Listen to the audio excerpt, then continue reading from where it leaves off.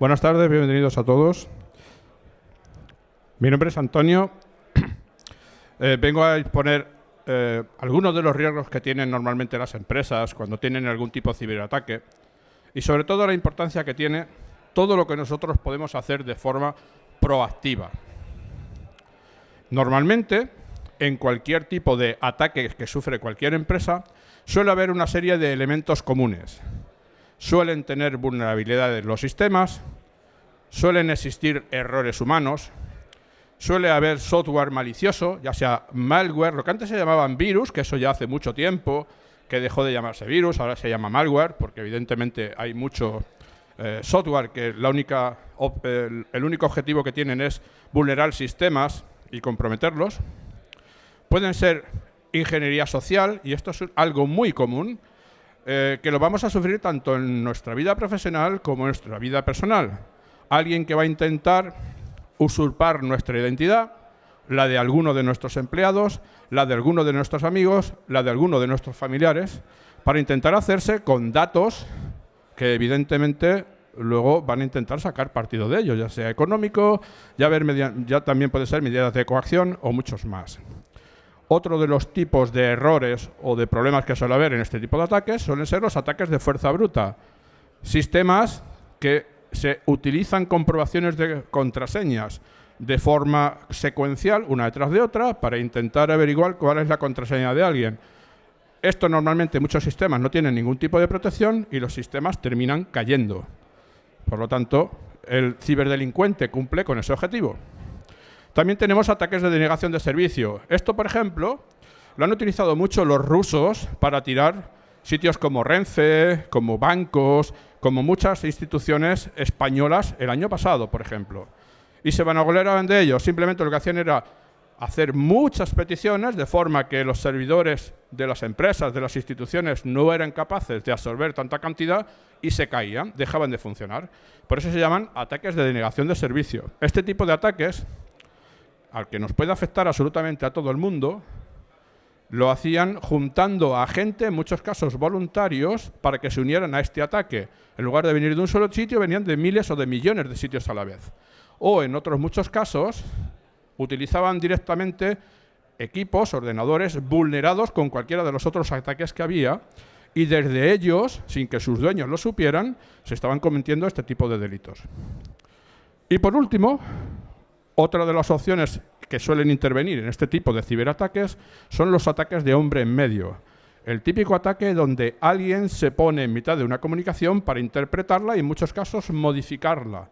Este tipo de ataques lo podemos ver, por ejemplo, con lo que se llaman estafas al CEO. Alguien que se pone en medio de una conversación de correos modifica directamente alguno de ellos y suelen hacer, entre otras cosas, modificaciones en facturas para pedir cantidades elevadas de dinero en cuentas corrientes que no son del destinatario original. Todo esto, evidentemente, lo único que va a demostrar es que hay pues, muchas deficiencias, tanto en empresas como en instituciones, tanto a nivel personal. Vamos a ver una simulación de un incidente.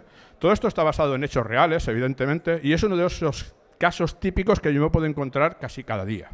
En el caso concreto, es alguien que cree que ha recibido pues, algún tipo de ataque, porque, entre otras cosas, ha recibido un correo electrónico en el que alguien dice que ha accedido a su cuenta, que le han robado datos confidenciales y, además, se exige un detalle, un rescate. Esto, que durante mucho tiempo alguien te mandaba un correo diciendo he hackeado tus cuentas, tengo todos tus contactos y o me pagas tal cantidad de dinero o lo voy a divulgar, eso que era falso, actualmente se ha convertido en algo que es real cuando, por ejemplo, alguien accede a tu sistema, te los roba todos los datos, te los cifra y, entre otras cosas, amenaza con publicar esos datos, ¿vale? Eso se ha convertido en algo muy real. ¿Qué más? Además, este cliente decía que había recibido un correo electrónico que era fraudulento, porque parecía que provenía de un proveedor habitual y se solicitaba lo que hemos dicho, un pago a una cuenta bancaria diferente. El cliente sospechaba realmente que el correo forma parte del mismo incidente de ciberseguridad. Una de las cosas que suelen ocurrir es que no hay un solo incidente ni una sola causa, sino que suelen desencadenar una con otra.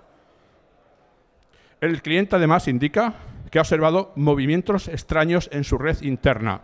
Todo esto está basado en un caso real, ¿de acuerdo? En un caso real, además, que fue muy curioso, porque todo esto vino de un único origen. Alguien había utilizado una contraseña de la compañía en un sitio que no tenía absolutamente nada que ver. Lo había utilizado en un sitio de compras de moda. Utilizaba el mismo usuario y misma contraseña para todo. No tenía medidas de seguridad adicional, con lo cual, alguien que directamente tiene tu usuario, tu contraseña, y tú no has cambiado nada, pues tiene acceso a tu vida. Gracias a eso, ese usuario perdió el acceso confidencial a su cuenta de Office. Gracias al acceso a la cuenta de Office, tuvieron acceso a su correo electrónico, pero tuvieron acceso también a todo lo que tiene que ver con el directorio activo de la empresa. O sea, gracias a todo eso, habían conseguido meterse en el sistema, hacerse con el correo, poder modificar directamente correos haciendo creer que eran otra persona, intentando que cambiaran el número de la cuenta para llevarse un beneficio económico, pero además tenían toda la red infectada. ¿Todo por qué? Porque alguien no había hecho los deberes. No se pueden utilizar las mismas contraseñas en todas partes, y cuando tú seas consciente de que tu contraseña se ha vulnerado, pues hay que cambiarla. Y además hay que añadir siempre un doble factor de autenticación. ¿Qué opciones tiene un cliente cuando tiene este tipo de incidentes? Porque al final mucha gente no sabe realmente lo que tiene que hacer. Cuando tú eres víctima de uno de estos incidentes, lo primero que vamos a pedirte es que recopiles cuanta más información posible, mejor. O sea, necesito muchos datos para ver exactamente qué hay. Porque muchas veces el cliente miente. Hay veces que es por desconocimiento, pero otras porque se avergüenza de las cosas que haya podido ocurrir. Entonces, hay que tratar de recopilar todo ese tipo de información. Con esa información, cuando yo la tengo, la voy a analizar. Voy a ver qué es de real o que realmente puede estar un poco falseado. Vamos a intentar contener siempre el incidente. Eso es fundamental, ¿vale? Cuando alguien tiene un incidente, yo voy a tratar de contenerlo. Vamos a hacer algo así como: vamos a intentar apagar el fuego para que luego lleguen los forenses e intenten ver qué ha pasado, ¿vale? Investigamos el incidente, vamos a intentar recuperar los daños del incidente, porque esto ya va a depender de lo que tenga cada empresa, en este caso, si tiene un plan de resiliencia, de continuidad o no lo tienen. Y luego, a partir de ahí, pues, habría que implementar una serie de medidas de seguridad para que este tipo de incidentes no ocurran. Bueno, esta pregunta es muy interesante. ¿Cuándo me va a tocar a mí? Y entonces las preguntas son fáciles. Si yo te hablo de política de seguridad y tú no tienes ni idea, tú vas a ser una víctima. De hecho, ya lo sabes, ya lo eres, ¿vale? Si no tienes claro si tu servidor de correo es seguro, pues sigues siendo una víctima. Si ni tú ni tus empleados habéis tenido sesiones de formación y concienciación, vas a ser víctima. Si no has hecho test de vulnerabilidad o test de intrusión a los sitios que tienes expuestos en Internet, vas a ser una víctima seguro.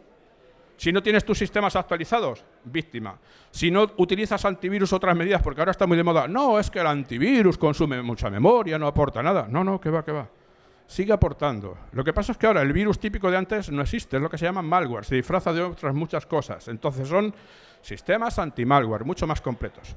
Podría seguir muchas cosas más. Resulta que en lugar de gastarme 100 euros en una versión de Office, me lo he bajado de Internet. Y lo que no sabes es que te has bajado directamente un sistema que te roba directamente todos los datos que tienes.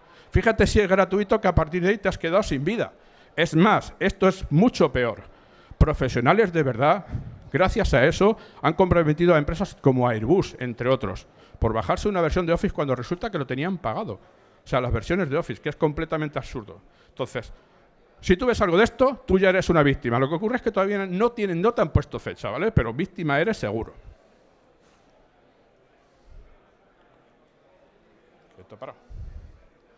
Dejadme que te ponga algunos ejemplos. Creo que algunos os va a sonar esta semanita, que ha sido una de tantas. Y ha sido una de tantas porque resulta que la prensa le ha dado por publicarlo.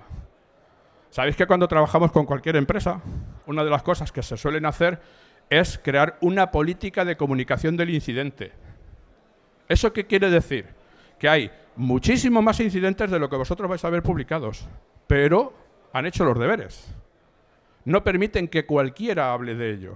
Cuando una de estas cosas llega a las noticias es porque alguien lo ha comunicado de forma incorrecta en muchos casos.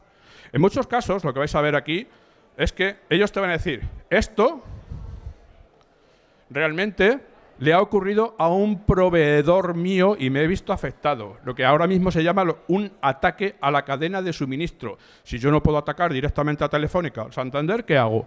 ¿Hay una empresa que trabaja con ellos? Sí. ¿La empresa vulnerable? Sí. Ataco a la empresa. Y por lo tanto, el Santander no tiene más narices que decir, oye, me han hackeado, ¿vale? Mediáticamente es, ¡buah!, la leche, han hackeado a Santander. La realidad es que han hackeado a un proveedor de servicios, ¿vale? Pero le ha afectado. ¿Qué ocurre con eso? Pues que evidentemente lo tiene que comunicar.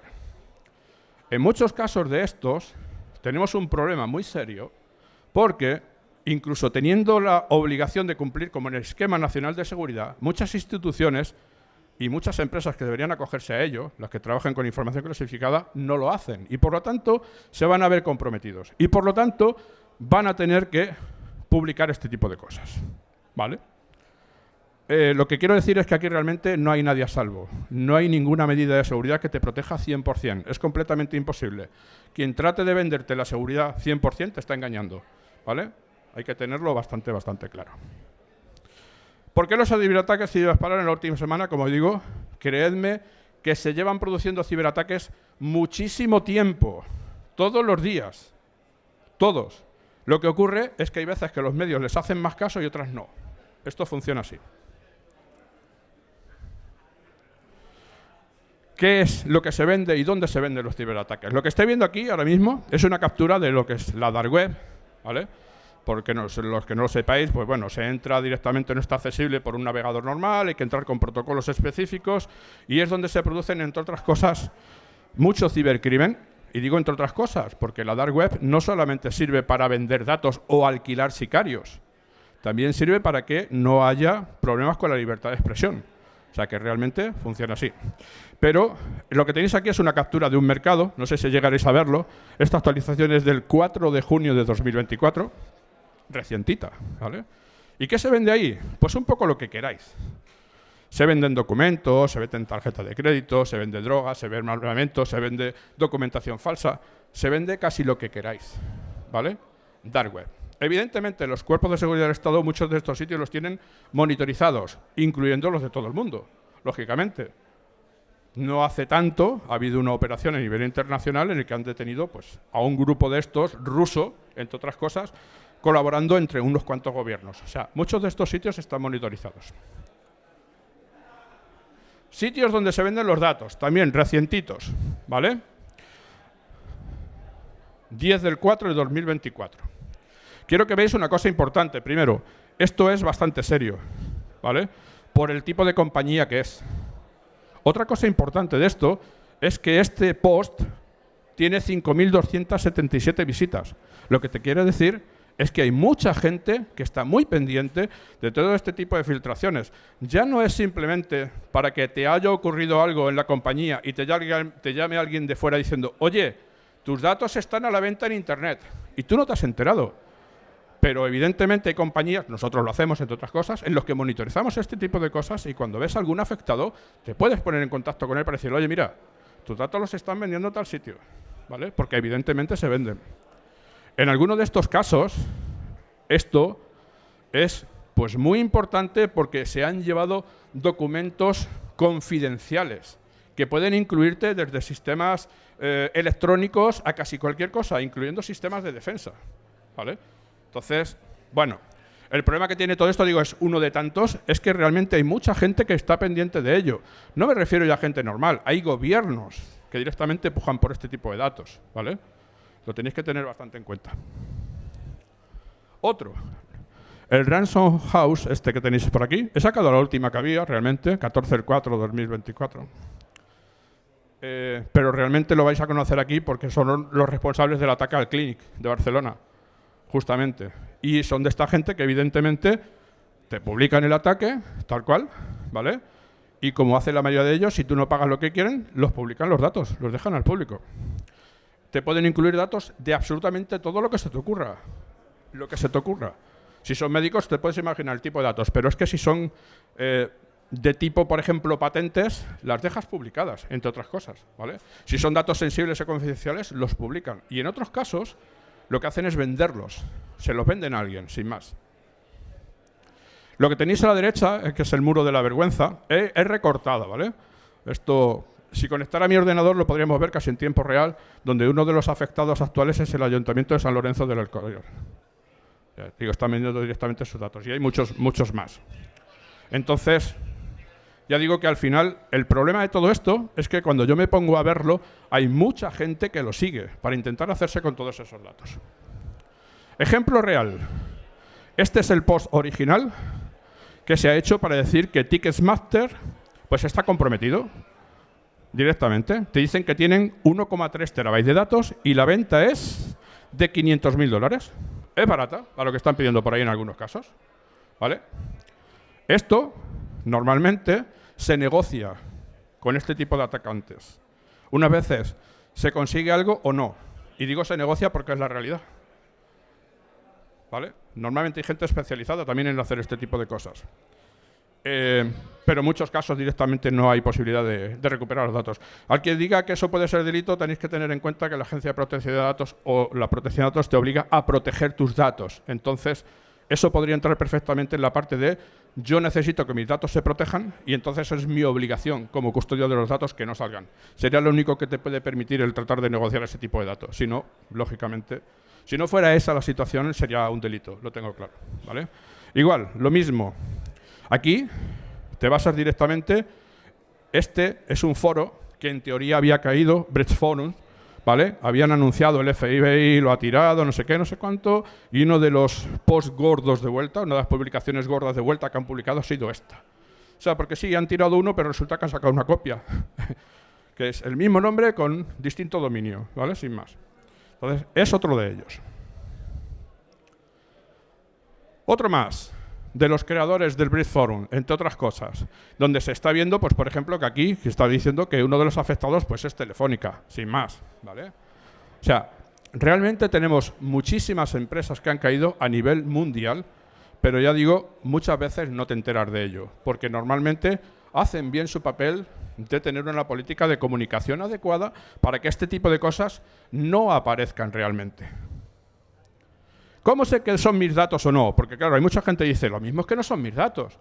Creedme que te dan pruebas inequívocas de que son tus datos, ¿vale? Lo que he publicado aquí realmente es una filtración que se hizo de un hospital. ¿Por qué pongo esto? Porque no se ve nada. Porque realmente había fichas de pacientes, fichas completas de datos, fichas de pago, fichas bancarias. O sea, lo que se te pueda ocurrir realmente, ¿de acuerdo? ¿Cómo sé yo que son mis datos? Pues porque te los dan, porque a ti y a los miles de personas que lo están viendo les permiten descargar una muestra de esos datos, que a veces pueden ser unos cuantos cientos de megas. Por ejemplo, si te dicen que tienen pues 1 terabyte, a lo mejor te dejan 300 megas, que pueden ser documentos de cualquier tipo. He llegado a ver todo lo que se te ocurra, certificados de personas, certificados de empresas, para suplantarte ante Hacienda, ante el gobierno, por ejemplo, pero también cuentas bancarias, porque la gente tiene la buenísima costumbre, vamos a poner así, que se vea bien, de no almacenar sus contraseñas en ficheros de texto en abierto en el disco duro para que cualquiera lo lea. Vamos a decirlo así, ¿no? O sea, hay una serie de hábitos malos que tiene la gente que cuando un ciberdelincuente se hace con ello, lógicamente le saca partido. Es más, todo lo que encuentran vas a darte cuenta de si es un ciberdelincuente aficionado o profesional, porque el profesional analiza los datos, ve realmente de quién son los datos que tiene, ven lo que pueden valer y a partir de ahí te pide el rescate. Lo que había antes que ponía 500.000 es porque habrán visto que realmente no valen para tanto los datos que tendrían de Ticketmaster, porque si no te exigirían mucho más, ¿vale? Muchísimo más.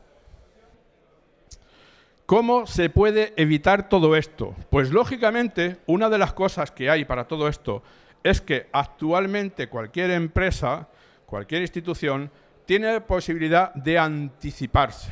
Está lo que se llaman pruebas de test de intrusión, pruebas de vulnerabilidades, hacer simulaciones de ataques, por ejemplo, de phishing, simulaciones de estafas al CEO, en el que yo simulo que soy tu atacante, te digo que me lo pagues a una cuenta corriente distinta y tú tienes que tener un protocolo para evitar eso. A veces es tan fácil como tener pues, un certificado de titularidad en condiciones exigido antes de hacer un pago. A veces es tan fácil como coger el teléfono y llamar a alguien para decirle, oye, ¿me has pedido esto? Pues sí, pues no sé si me explico. Pero muchas veces nos hemos encontrado, y esto le ha pasado a otro banco potentísimo, que un servidor mal configurado ha dejado un acceso remoto accesible a Internet y además con unas credenciales de risa, para reírte, que cualquiera que entraba estaba dentro del sistema bancario. Una mala segmentación hace que no haya ningún problema a la hora de acceder al resto de los sistemas que puedas conectarte y a partir de ahí cae un sistema al completo. Todo eso se puede evitar, lógicamente, con una medida proactiva fácil. Haz tú la simulación como si fueras directamente el atacante. Es así de sencillo. Oye, ¿qué me interesa? Saber si mis empleados están preparados por si reciben una llamada diciendo que los de los datos saben cómo contestan. Se puede hacer. Oye, que necesito saber si mi página web, si entra alguien de fuera, ¿es capaz de entrar a ella? ¿Es capaz de sacar datos? Se puede hacer perfectamente. O sea, todo ese tipo de cosas se pueden hacer. ¿Qué ocurre? Que normalmente la gente piensa que nunca le va a tocar a él. Piensan que nunca se van a ver afectados. La realidad es muy distinta. Hay mucha gente que tiene ya directamente a alguien dentro y no se han enterado. O sea, los ciberdelincuentes que se han profesionalizado muchísimo, cuando es un ataque dirigido de verdad, son capaces de estar intentando entrar en tu sistema durante meses y cuando entran, se esperan 3 meses. ¿Sabéis por qué se esperan 3 meses? Porque los registros logs de Windows a los 3 meses se sobreescriben. ¿Qué quiere decir? Que cuando yo llegué como forense a ver qué ha pasado, digo, uy, aquí no hay nada. No hay prueba, no hay evidencia de cómo han entrado. O sea, son inteligentes en muchos casos, ¿vale? Yo digo, cuando es un ataque dirigido, la cosa se pone un poco complicada. Pero al final, ya digo, tenemos muchas formas. Cuando ya no queda otra, pues tenéis siempre servicios forenses para intentar ver qué hay. Ya no solamente que te lo exija la Agencia de Protección de Datos, que tienes que tener cualquier tipo de servicio forense para saber qué hay. Y si ya la cosa se pone muy mala, pues se pueden recuperar datos, ¿vale? O incluso, en operaciones de blockchain, hay determinadas operaciones con criptomonedas que se pueden hacer seguimiento. El Bitcoin no es tan intrazable como te quieren hacer creer, ¿vale? Con los recursos y el tiempo adecuado, el Bitcoin se puede trazar aunque lo metas en Mixer. El problema que hay es que cogen una operación, me la dividen en 17 millones y yo normalmente, si no tengo recursos suficientes para poder seguirlo, no. Pero si tengo recursos suficientes, termina viendo dónde va cada uno de ellos, ¿vale? El problema es ese. De hecho, se está trabajando ahora mismo en algún proyecto, tengo muy buena constancia de ello, para hacer todo ese tipo de cosas. Y poco más. No sé si tenéis alguna duda que queréis compartir. ¿Alguna pregunta?